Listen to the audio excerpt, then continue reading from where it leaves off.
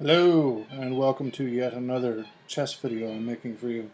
This time, we're analyzing your game against me. Um, Specifically this game, which we played, was the 29th? Yeah, June 29th. Um, I think this is your strongest game against me in a long time. Um,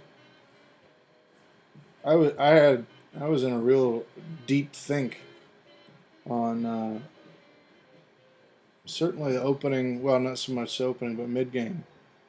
Um, but I'm going to show you some of the things that, because I was in a potentially in some quicksand if I didn't do something, take some, um, make some investments, if you will, in material. Then, if I hadn't have done what I did, I may not have won the game. Um, but anyway, these are the kinds of things that you ought to look for against opponents, any opponent, is when the game is, um, kind of evened up like that, or there doesn't seem to be much you can do. Little holes like that, a few points here and a few points there. Pretty soon you're talking a material advantage. So I'll show you what I mean as we progress the game. But I just want to give you kudos because you've improved quite a bit in terms of your tactical awareness. What squares are being threatened, what files you should take advantage of, and what pieces should be reinforced. You didn't leave a whole lot of pieces in pre, which is good. And, well, we'll just go through the game. 30 moves, was it 36 moves, so pretty good. Very good improvement over I think we played like 3 games or whatever, and you were hanging pieces all over the board, so. Alright, so let's get into it. Queen's pawn opening, standard stuff here. Reply with knight f6. Some type of gambit here. I'm not sure what this is called. Queen's gambit, perhaps. I don't know. This is all standard opening stuff. Get the knights out. Now, I did get this free pawn up front. This is something I kind of wondered about. I put the pawn there. I was expecting take, take, take, take, and I would end up with a knight in the center and you having a pawn, reinforced pawn in the center. But instead, you left it alone and kind of hung that pawn there out to dry. And then this, anytime you see a pawn like that, I anticipate a fianchetto. So I figured that's probably what you would do on the next move, and that's what you did. So I went ahead and pinned the knight to the king. Castle, castle. Usually when people castle, it seems to trigger, oh, I'll do it now too. Take, take. More typical development stuff. Now, I want to point out, this is a good move on your part. Got him in there. And this is one of those things, it's like you're saying to your opponent, go ahead and take it. We'll even up material, but I'll be left with having broken a good deal of your defenses. So you'll have to reformulate your strategy from scratch. And that's one of the reasons it was such a difficult game, was because A, I wasn't expecting it. So, pat yourself on the back there. But B, every time a new threat would come about, it was a threat such that I had to reformulate the threats that I had, or the threats and or defenses that I had been building up already. So instead of each, it's kind of like when you play weaker players, generally they make a threat and then they don't know how to either withdraw from it or make a fresher threat. So they tend to withdraw or whatever, and it becomes each move that they make is a little bit weaker than the last one, and then each move after that is a little bit weaker than the one before it. So you're able to play a weaker player pretty decisively because you don't really have to change your position much. Every time they withdraw, make a threat and withdraw, you just move somewhere, and it's an even stronger move than it was before, but you don't really have to change gears and do something, like Monty Python. And now for something completely different. You don't have to do that with weaker players. But you were playing a very strong game here by making threats of your own. Putting him here is a good thing because it puts pressure in general on this whole thing. I mean, I could take back, but I'm sure you already did this in your head. Take, queen takes, rook takes. I'm left with the open file, but I don't have any, there's not a whole lot I can do with it, right? You would just develop a bishop probably and then have both rooks connected after that point. And I would still have this bad bishop here that needed to get moved out, so I wouldn't have connected rooks. I wouldn't say it's a serious advantage for white at this point, because I would still have the this knight developed. But where's he going to go? Can't go here. Can't go. I mean, that's a wasted move. So where's he going to go? So that was a good move. So I countered by putting him in the center, and then kick the pony. Take. See, that was something I wasn't expecting. I lost my pawn just for no compensation, and you managed to equalize. So that was good. Kick the pony again, and it's free for him to leave, so he can go leave somewhere else. Now, here's something you don't want to be reactionary, I noticed. You generally, I take advantage of the file, the open file, and then you try and counter. Generally, the art of chess is the art of subtlety.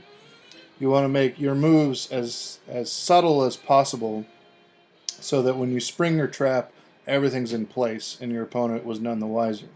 But in this case, I went ahead and took advantage of being the first piece on the file, and then you replied the same way. Well, is that not necessarily the best move, because then a6 reinforces this pawn. So there's no kind of trading that's going to go on here, and it didn't play out this way, but in theory you could pawn storm your way up this, and I would control this the whole way. Meanwhile, this guy is trying to cover, and he's not in the fight. To some extent, in this scenario, you should just concede and not even worry about doing a rook move, and maybe make a queen move or something. Something to think about. Take. See, that's what I mean. I mean, I lose the piece, but I gain the initiative, because now your queen is off here on a wing and not centralized. I mean, these are little snippy little things that can add up to bigger wins or to bigger gains, and you can see what I'm gearing up for here. And rightly so. Guard the pawn. Although you could have moved rook, that would have been just as good, but I was trying to equalize by get ahead by nabbing this pawn here. And you saw that. So like I said, this are all kudos. I was telling you earlier, kudos, because you're seeing which pieces are being threatened on the next move and taking action accordingly. So I got to move him back. That plan's shot to hell. Nothing else I can do about it. Now we do the pawn reign, which again is a pain in the ass. It's not so much what you'd call deadly, but it is a pain in the ass. So you're getting much better at making pain in the ass moves. And I notice you have a tendency. I mean, you always have to do the calculation to be sure that it's not going to be a detrimental move. But I notice you have a tendency to, it's as if you think, I want you to take it. And it's true. I do want you to take it. But passing the pawn like that is not necessarily the best move. because now the pawn doesn't threaten anything. um, and he's going to have, it's a tough road to hoe here because it's just controlling these squares, which could become a threat in the future. But it hinges on the idea, or it hinges on the fact that this pawn has to be gone, and this knight has to be gone, and the queen or the rook still have to be on the same file, and then threaten, and then get all the way to the end. That's a lot of work for it to ask one little pawn to do, who hasn't. There's a lot of chess to be played here before you get to that point. So if it had been me, I mean, without doing detailed analysis, I would have just taken, and then I'd take back, right, and then you could move the bishop, and then get an eyeball down on this square. I'd have to move the rook somewhere. It's hard to. I mean, it wouldn't. Your king's still nestled nice and tight back in there. So I would have take, and then threaten with the bishop, if for no other reason than to get the bishop into play along this diagonal. It's always worth remembering what the native natural habitat of pieces are. Bishops need to be on long diagonals. True, you have a long diagonal here. Also, I didn't see this, but also if you'd taken, and then I take back, you would also still control this long diagonal, or at least most of it. Now, you wouldn't win this piece, but if this ever got off the track here. But the main thing, though, is because we're on king's side here, you would want to, if you're going to control anything, you wouldn't want to, I mean, diagonals are great to control, but this is a defensive diagonal, right? This is to keep your king safe. You want to go offensive diagonal, excuse me, then you want to control this diagonal, or this one.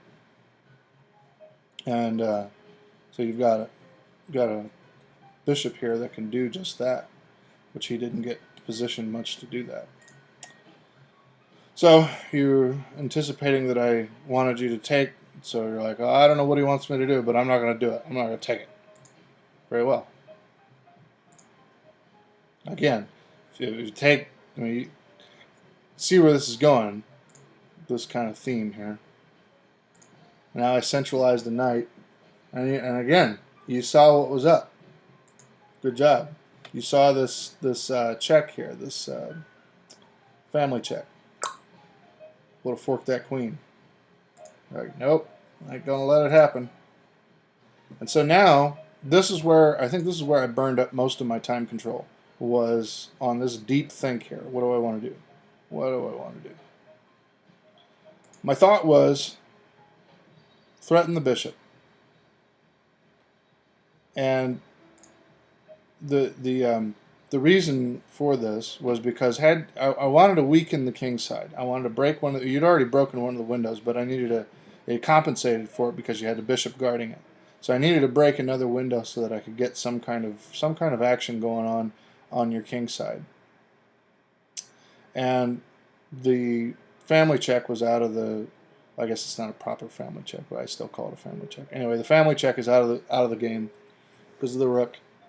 But I noticed an interesting exchange here, right? I noticed that if I play the pawn, two things happen. Number one, threatens the bishop. Number two, it threatens this square. Now, this square isn't particularly important for just the pawn, but it is important for the pawn and the knight operating as a team, operating in conjunction with each other. And the reason is because between these two guys, I can pick up a rook. And I didn't spot that until the 11th hour when I was thinking about whether or not to push this pawn or not. And I'm thinking, well, what I really wanted to do was to have some kind of bishop play right here. But I couldn't move the bishop just yet because he's obviously being guarded.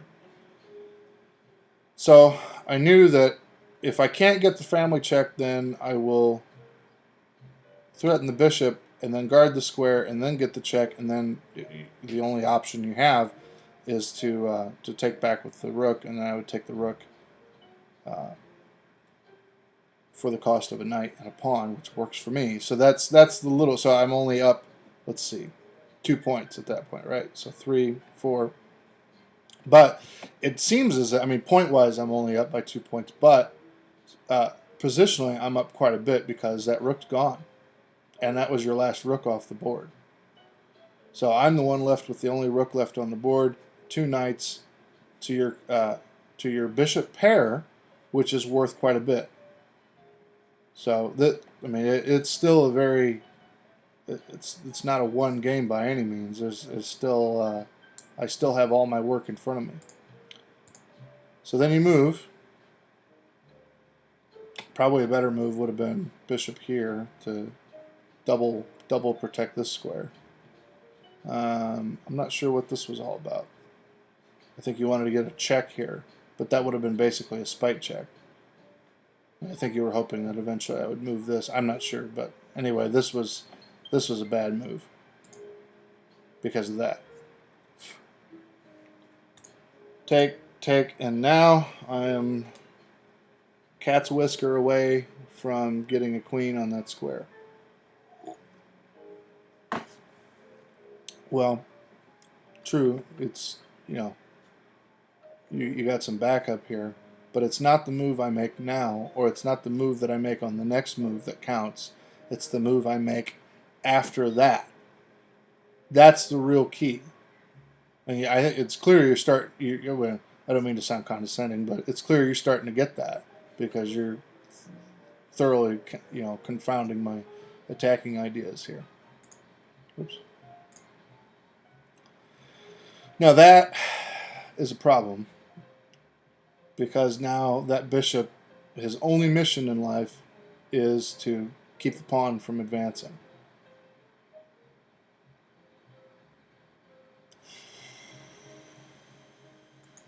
Let's just move on. And now, this bishop can't really do shit. Hardly at all. My objective here is to still do something like this. You know, get some kind of counterplay. I've got this check going on here. King can't move here. I don't know, again, this is a repeating theme I keep talking about, which is my wish list. My wish list is to get the check for free. Maybe I won't be able to get the check for free. But I need to get some kind of check and then pick up a piece on the next move or something like that. That's my wish list at this point. This normally is a mistake to put a knight on the rim as Grim, but it does a tremendous job at befuddling this bishop here, of controlling this file, or the diagonal, which is what I really want. The compensation I get for it is that you can't really do anything with this knight. He's kind of out of action Jackson. Even if I burn a move and go here and then here, it's still guarded. This pawn is stationary. This is basically a bad bishop. He can't go anywhere or do anything. The only thing he can do is guard this pawn from the check and guard this square from the knight threatening the queen. But beyond that, he can't really do anything. So these two pieces can be lassoed together and say, well, they're other than they're yin and yang with each other, they're useless for the rest of the game. I moved there just so that I wouldn't have to move on the spite check. Excuse me, in case I ever got this guy free. That was just a waiting move. And then we move queen here. And now, I think I burned up another 5 minutes on my time control figuring out what I wanted to do. And I knew that I had to get some kind of action going along the diagonal. I had to. Otherwise, this is gonna. I'm gonna, look. I mean, look at this. 7:29. I burned up a shit ton of time just doing the long think here. So if I wasn't going to lose on time, I had to start generating some serious counterplay and not just fucking around. So queen here, guards. This was kind of key. I didn't exactly overload the queen, although you could say that I did because she was trying to guard a whole lot of shit at the same time and keep the knight safe. So that was a mistake of mine. But this knight's adequately protected. You know, take, pawn advance. I mean, there's still no room here to do anything other than posturing. And then that looked like a waiting move on your part, because I mean, if I take, then you'll just take the knight. So that I would never have taken that pawn unless the queen was out of the equation, and she never was. So, here we go. This is where this was the longest thing. I probably spent maybe 10 minutes. No, not quite 10. I spent a long time contemplating this, and you adequately defended against it, because the idea was bishop takes, knight takes, check. You're going to have to move the king here or here. This square's out of action. If you move it there, I mean, you can't. You could take back with the queen, and then queen takes. So then you're down the queen, and then that's basically a lost game at that point.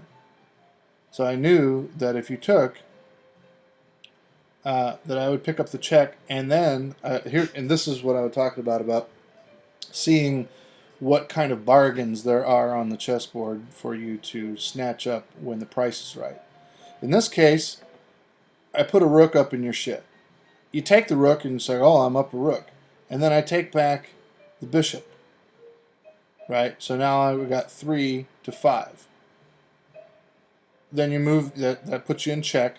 So then you move out of check into a light square, which then I pick up the other 3 points, which a bishop pair then is worth 7 and not just 6, and then get the discovered check from the queen. Right? So if you'd taken bishop takes, check. King moves, check. King moves, and now I'm up 7 points for a 5-point piece.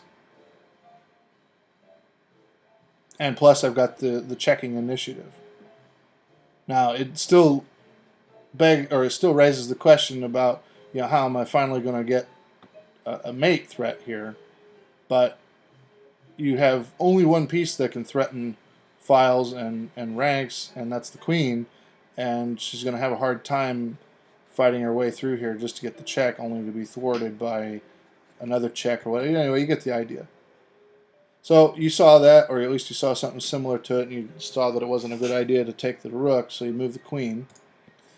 And I needed to guard this, because if you got that, and then we have check, and then that's mate. That'd be mate on the next move, and there's no initiative that I have here that will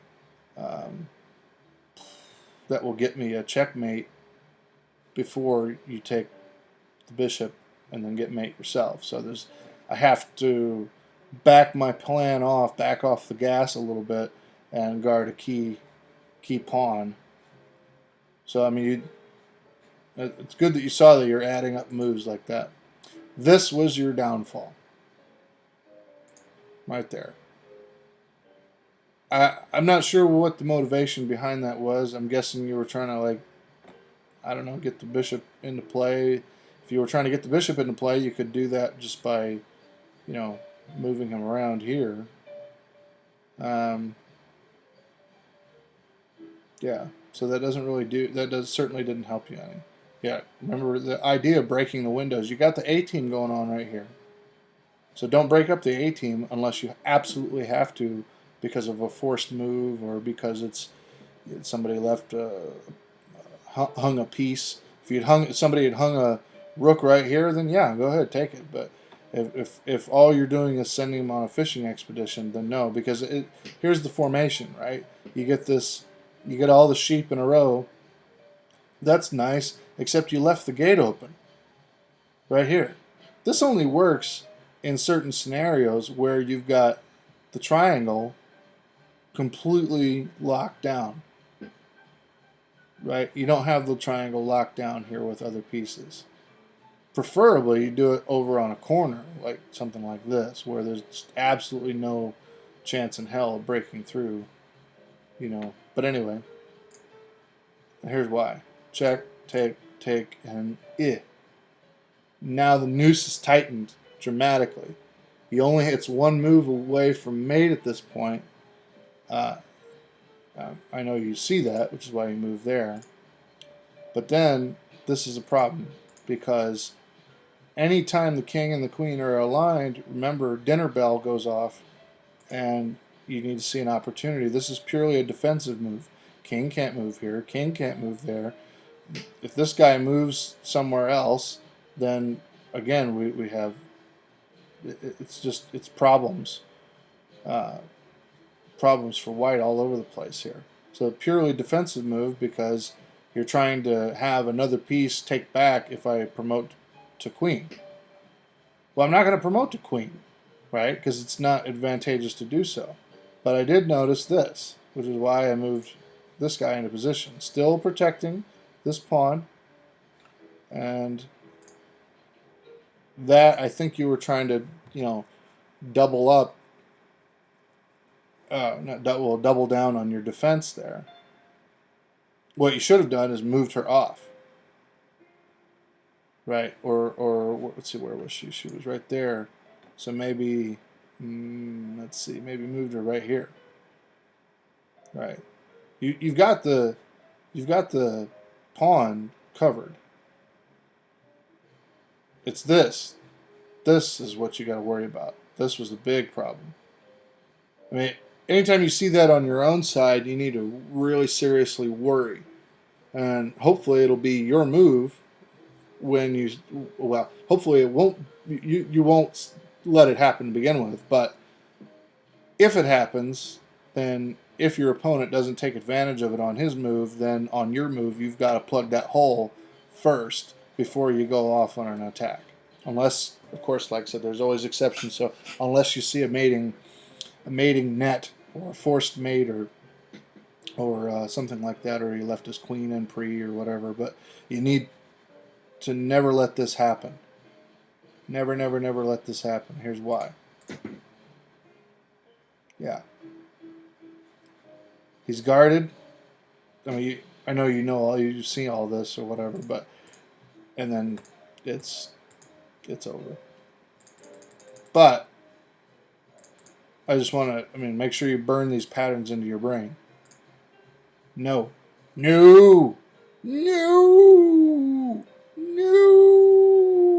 Don't do it! No! Okay, I won't do it. Right? See what the board, just look on the next move and what are the local squares? What are the local squares going to look like once you move? Right? That's what you got to ask yourself. I know I'm harping on it, but here's why I'm harping on it. That's why.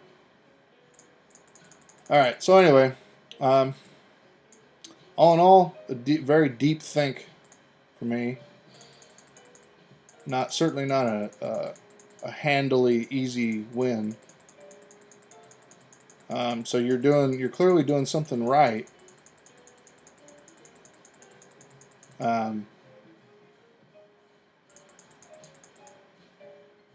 But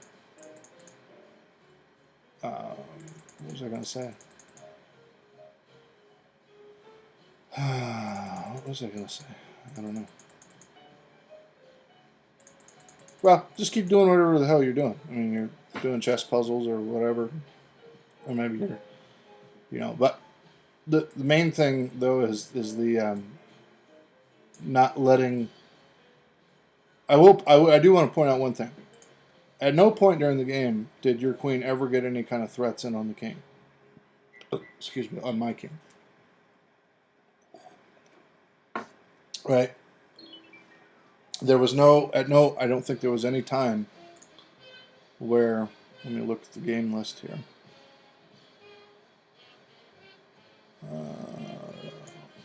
92 check. No, I'm black. Duh. Bear with me. No, at no time during the game did you manage to get a check. Not that that's a good thing, a bad thing, but it's that the whole game, the only person making any tactical threats or making mating threats was me. Now, you were doing a very good job of playing defensively. So that's good.